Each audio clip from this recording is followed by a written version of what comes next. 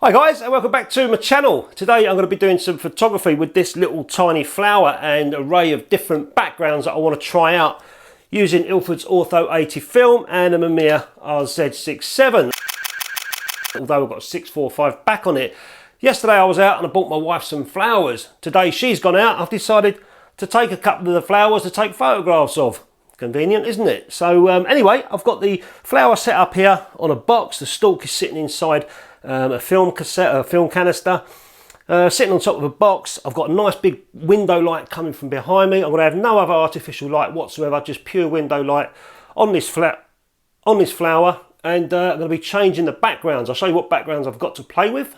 So the first background I'm going to try out is this picture that I've taken down from my daughter's bedroom. She's going to go nuts. She's out shopping, so as long as I get this back in time, I'm fine. So that's the first background I'm going to have. The second background is a print I made of the London Eye. I've got that as a background. I've also got a normal white background I'm going to try out as well. It's just matte board card. I've got another frame from another room. This is some poppies on an old cheap canvas. That's going to go in the background as well. I've nicked one of my wife's shawls. I'm going to throw that in, see how that looks. I've got some racing results or racing times from a newspaper. I'm just going to see how that looks. I've got some old brown, or not some old, some brown paper as well that I'm going to use for a background. And I'm going to try out a couple of cushions. I've got a red cushion there. And I've got a cream looking cushion there. So these are going to be my backgrounds to play with. So that's a quick overview of the backgrounds. I know what I need to do now is get the film inside the camera, start getting some focusing on this little tiny flower, and take me photographs. So I'm just going to do a quick meter reading, and I've got it set to 80 ISO. It's daylight coming in, so I've got it set to 80. I'm not going to point the lumisphere towards the window or towards the lens. I'm just going to go halfway, see what that gives me. It says half a second at 11.6, so I'm going to go to f11 just so it, overexposes very slightly, and it says half a second. And because I'm using the RZ, I've got a bellows extension and they're extended fully, and on the side here is an indicator, so it's telling me that I need to allow for another stop of compensation for the bellows factor. So that's going to be one stop. So instead of half a second, I'm going to shoot this at 1 second exposure, f11, and then start changing my backgrounds. And you notice one thing that I haven't done, although I've got this large window light coming in, it's wrapping around the flower quite nicely. I haven't got any white card this side to sort of bounce any reflection in. I don't want that. I'm just going to shoot it without the white card and let the window light wrap naturally around the flower without bouncing any light back in. So sometimes I put a card there to bounce a bit of light back, but other times I don't like now, so I'm not going to bother. Okay, so I'm all ready to go. I've got focus on the flower. That's looking quite nice. I've got a camera set to 1 second exposure. Aperture's at f11. I've got my cable release inside. And I'm using the lens's leaf shutter so I don't get any jerk whatsoever. Take the dark slide out. Ready to fire off the first frame. 1 second, here we go. Done.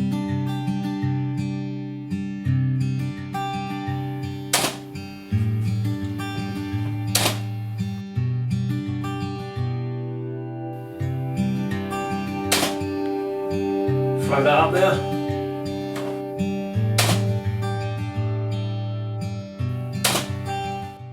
I see a red cushion and I want it painted black.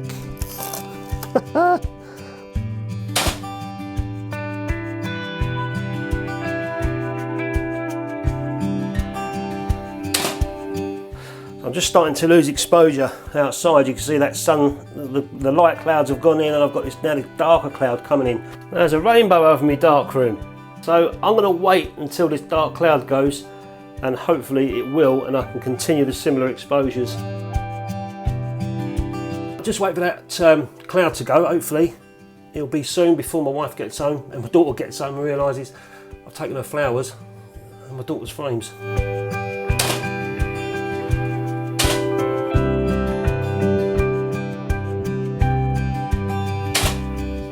A red fluffy cushion background. How about that one?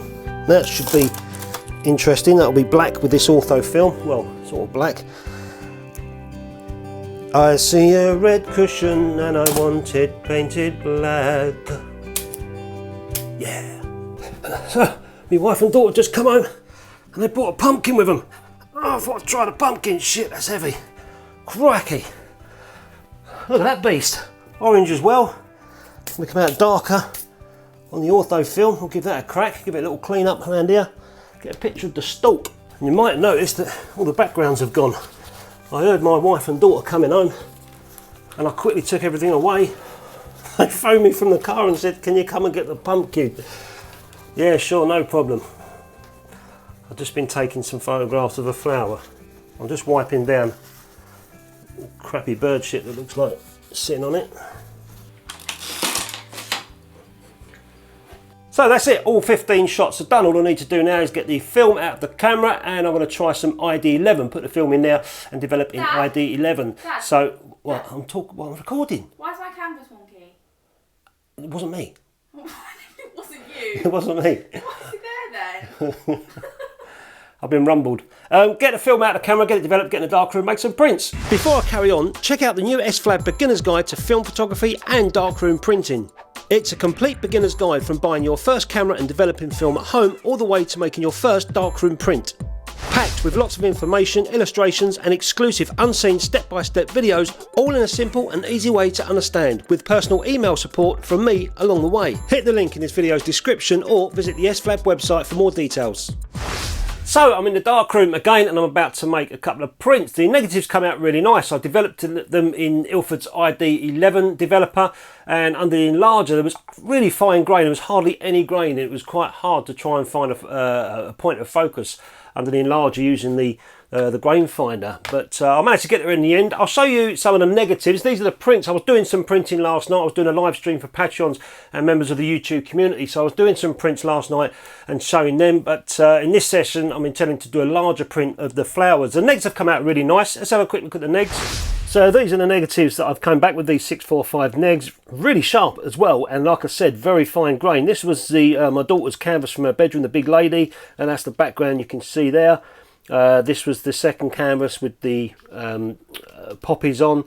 That was the London Eye one. If we go along, that was plain blank. That was just the white card that I chose, a bit boring. And then I went on to the others. I can't remember which ones was which now, but you can see all the negatives there.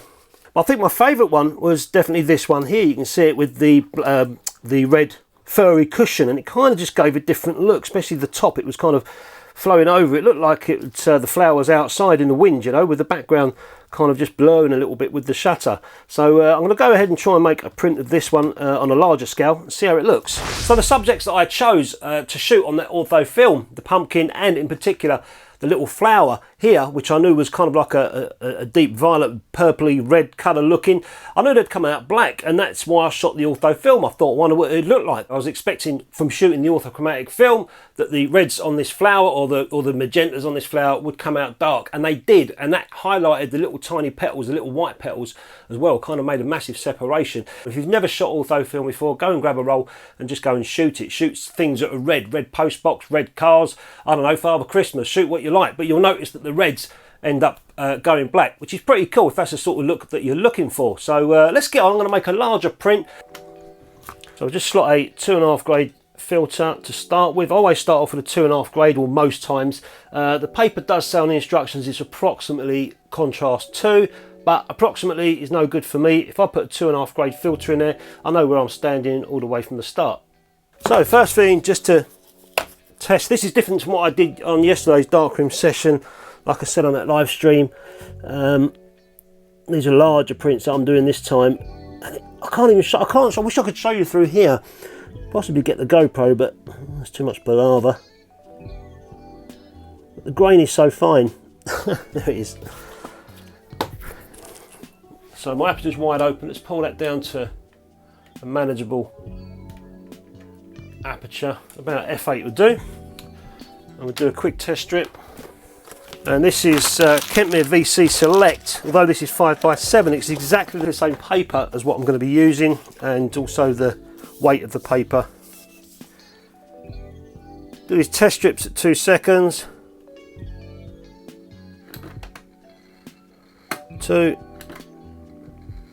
4, 6, 8, one more 10.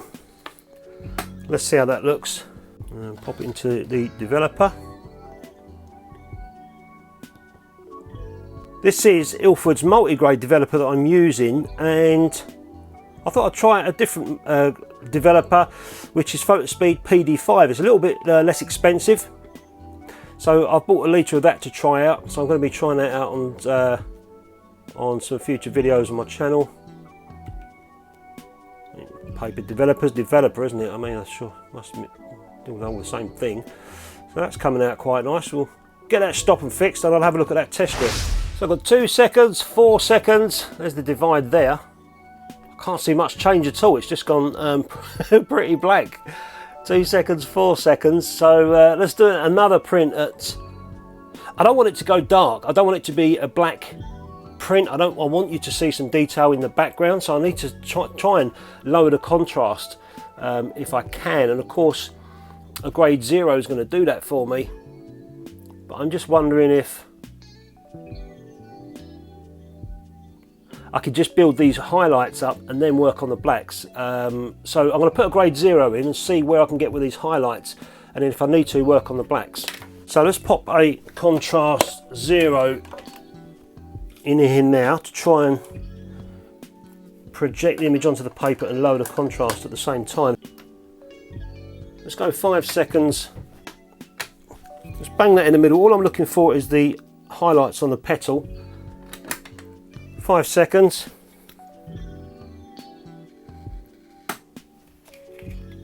And that's what I've got with grade 0, just for 5 seconds. And I can see tones in the highlights of the petals. My blacks haven't gone jet black. I might need to just throw a little tiny bit of extra contrast on the black areas. So I'm just gonna have to do, I'm happy with the flower, I'm happy with the middle bit. He's well excited, look, he's sitting there, all got tones in it. I'll just have a look at the top of the print, which is the cushion. I want to make sure I've got some detail in that. Another test strip, and we're looking at the top of the print. Up this area, just put it across diagonally. I just want to make sure that I get some detail in that cushion in the background. See what's going on there with 5 seconds of contrast 0. That's done. So there's 5 seconds with contrast 0, looking at the top part of the image, and that's the cushion. Now I can definitely now see some detail going on. Before, you can see it was pretty much black. I didn't want that. What's the point in putting a cushion there? I might as well just put a black piece of card there. So I have got detail now going on. So let's make a larger print of that and see how it comes out. Hopefully this will be the final print, but I do have to clean the negative first. I've got a couple of little marks on it. So let's give the negative a clean, and then I'll pop it under the enlarger and make a print. So this is exactly the same paper, Kentmere Lustre.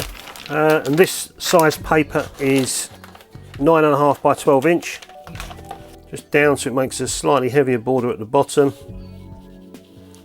It finishes it off quite nicely, enough room to leave a signature if you want to put it on there. I'm just going to put some weights around the edge of my template just to hold that down while it's being projected. Okay, 5 seconds, here we go.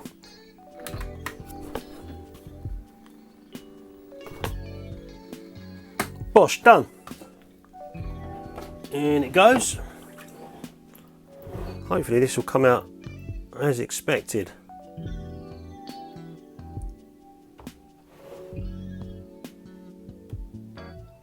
Start seeing it coming through. It looks really nice.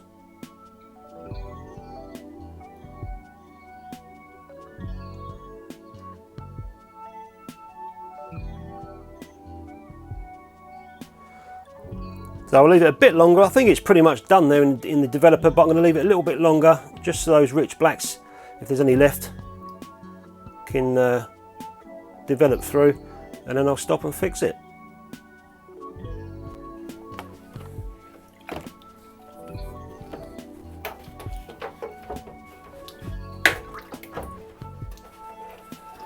This is only a resin paper, it's not fibre, so it doesn't take long to wash. And that's it, that is the final print there that I did with the contrast 0. I'm glad I cleaned the negatives because that had some smudges and stuff around here I noticed on the test print. So that's gone. Little tiny spot up there, very tiny one there, but that doesn't bother me. That's not, you know, only if you look closely on the print, it's neither here nor there. That's what you're looking at. is the overall image in the middle. I could have done with just darkening this around the edge down a little bit more. I feel like that might be a bit too light. So I'm going to burst it. I'm going to do the same again, but this time I'm going to put about 2 seconds of contrast 5 in there, just to see what that does to the darks, the blacks, especially in between in here. I just feel like they're a little tiny bit light. So same again, but this time I'm going to put a contrast filter in after the 0, just for a couple of seconds, see if that can darken the whole thing down for me. I could go longer with a contrast 0, but that would then start attacking the whites and making them go a darker shade of grey. I don't want that. I want them to stay pretty much just off-white as they are.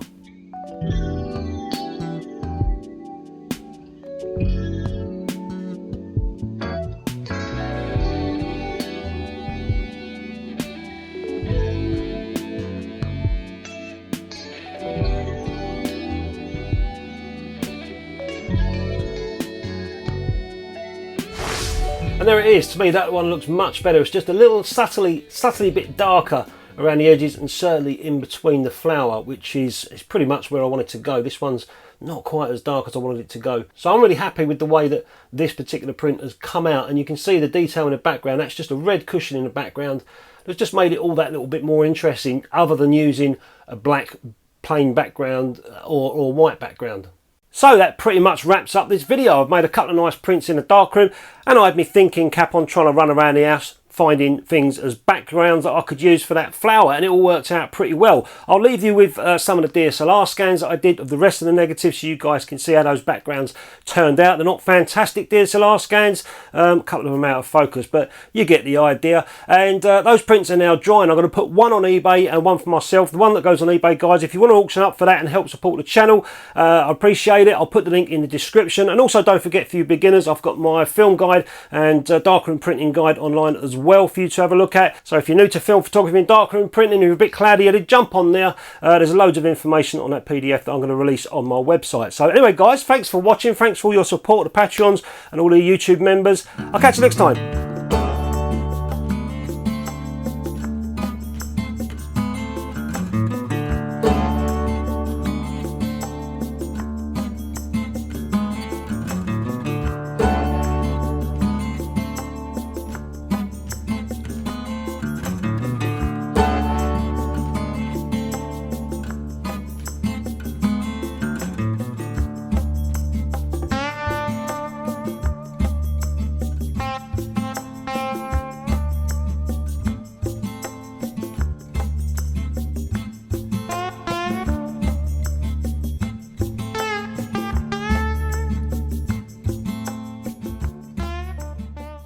If you're into film photography and you want to help support the channel, then why not consider becoming a Patreon or join me on the YouTube community members area, where I upload various content on a weekly basis. Your support will also be helping me grow the channel and continue making videos. I hope to see you there.